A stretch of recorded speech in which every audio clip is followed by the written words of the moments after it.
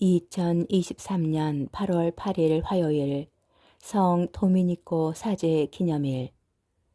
도미니코 성인은 1170년 스페인 북부 지방의 한 귀족 가문에서 태어났다. 어려서부터 성덕을 쌓는 데 몰두하던 그는 사제가 되어 하느님의 말씀에 대한 열정적인 설교로 사람들을 회개의 길로 이끌었다.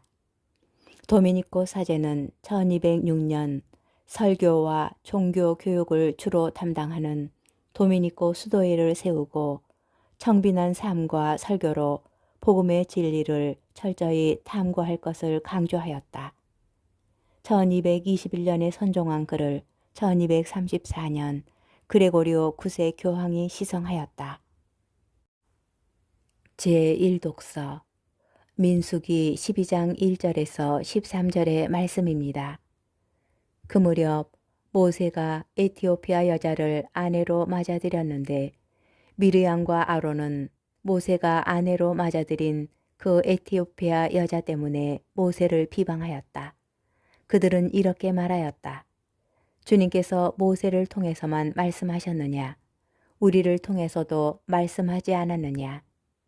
주님께서 이 말을 들으셨다. 그런데 모세라는 사람은 매우 겸손하였다. 땅 위에 사는 어떤 사람보다도 겸손하였다. 주님께서 갑자기 모세와 아론과 미르얌에게 말씀하셨다. 너희 셋은 만남의 천막으로 나오너라. 그들 셋이 나오자 주님께서 구름 기둥 속에 내려오시어 천막 어귀에 서시고 아론과 미르얌을 부르셨다. 그 둘이 나와서자 말씀하셨다. 너희는 내 말을 들어라. 너희 가운데에 애언자가 있으면 나 주님이 환시 속에서 나 자신을 그에게 알리고 꿈속에서 그에게 말할 것이다. 나의 종 모세는 다르다. 그는 나의 온 집안을 충실히 맡고 있는 사람이다. 나는 입과 입을 마주하여 그와 말하고 환시나 수수께끼로 말하지 않는다. 그는 주님의 모습까지 볼 수 있다.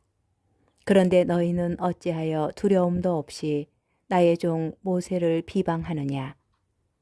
주님께서는 그들에게 진노하시며 떠나가셨다. 구름이 천막 위에서 물러가자 미르얌이 악성 피부병에 걸려 눈처럼 하얗게 되어 있는 것이 아닌가. 아론이 몸을 돌려 미르얌을 보자 과연 그 여자는 악성 피부병에 걸려 있었다. 아론이 모세에게 말하였다. 아, 나의 주인님, 우리가 어리석게 행동하여 저지른 죄의 값을 우리에게 지우지 마십시오. 미르얌을 살이 반은 뭉그러진 채 모태에서 죽어나온 아이처럼 저렇게 놓아두지 말아주십시오. 그러자 모세가 주님께 하느님, 제발 미르얌을 고쳐주십시오 하고 부르짖었다. 주님의 말씀입니다. 복음 마테오 복음 14장 22절에서 36절의 말씀입니다. 군중이 배불리 먹은 다음 예수님께서는 곧 제자들을 재촉하시어 배를 타고 건너편으로 먼저 가게 하시고 그동안에 당신께서는 군중을 돌려보내셨다. 군중을 돌려보내신 뒤 예수님께서는 따로 기도하시려고 산에 오르셨다.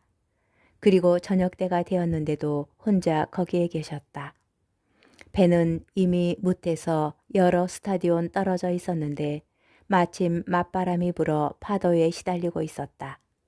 예수님께서는 새벽에 호수 위를 걸으시어 그들 쪽으로 가셨다. 제자들은 예수님께서 호수 위를 걸으시는 것을 보고 겁에 질려 유령이다 하며 두려워 소리를 질러댔다. 예수님께서는 곧 그들에게 말씀하셨다. 용기를 내어라. 나다. 두려워하지 마라. 그러자 베드로가 말하였다. 주님, 주님이시거든 저더러 물 위를 걸어오라고 명령하십시오. 예수님께서 오너라 하시자 베드로가 배에서 내려 물 위를 걸어 예수님께 갔다. 그러나 거센 바람을 보고서는 그만 두려워졌다. 그래서 물에 빠져들기 시작하자 주님 저를 구해 주십시오 하고 소리를 질렀다. 예수님께서 곧 손을 내밀어 그를 붙잡으시고 이 믿음이 약한 자야 왜 의심하였느냐 하고 말씀하셨다. 그러고 나서 그들이 배에 오르자 바람이 그쳤다.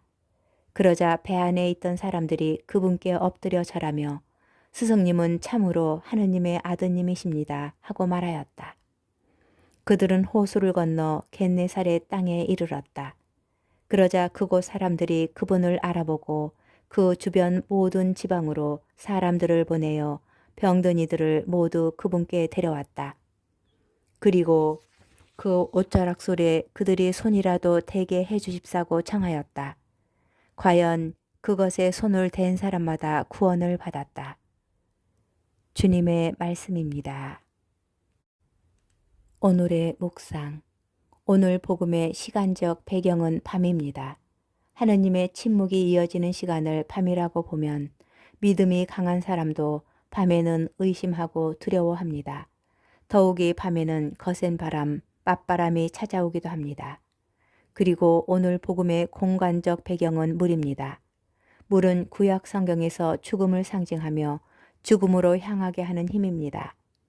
이스라엘 백성에게 물은 두려움의 대상이었기에 물을 갈라 홍해를 건너게 하신 하느님을 찬미하며 주님을 고백합니다. 어두운 밤과 혼돈의 물 그리고 맞바람, 이에 더하여 제자들은 파도에 시달리고 있었습니다. 파도에 시달리고 있었다 라는 말의 본뜻은 시험에 노출되다, 시련 속에 놓이다 입니다. 이 낱말의 명사 형태는 시금석으로 옮길 수 있습니다. 그래서 파도 때문에 제자들은 괴로워 죽을 지경이지만 믿음이 성숙해지려면 반드시 필요한 과정으로 알아듣게 됩니다. 밤이 끝나갈 무렵 예수님께서 제자들에게 오시고 베드로는 물 위를 걸어 예수님께 가게 하여 달라고 청합니다. 이것은 죽음을 넘어 부활하시어 참 생명의 나라로 건너가신 예수님의 길을 자신도 걷게 하여 달라는 청원으로 들립니다. 믿음이 부족하면 죽음의 바다를 건널 수 없습니다. 무엇보다도 중요한 것은 실패를 두려워하지 않고 첫 발을 떼는 것입니다. 걸음마를 배우기 시작한 아기가 뒤뚱거리다 넘어질 때 부모는 아기를 환한 미소로 안아서 일으켜 세우고 다시 걸어보라고 격려합니다. 물 위를 걸어 당신께 가겠다는 베드로를 곧 우리를 바라보시는 예수님의 마음이 어떠하겠습니까? 우리가 발을 잘못 디디어 넘어질 때마다 우리를 일으켜 주시러 오실 것입니다. 오늘 복음은 예수님 때문에 자기의 삶에 기꺼이 도전하고 미지의 물속으로 뛰어드는 참신앙에 대한 이야기로 결국 그가 물 위를 걸어 예수님의 품에 안기는 위대한 성공 이야기입니다. 험난한 여정이지만 두려워하지 말고 굳건히 주님께 나아가는 신앙인이 됩시다.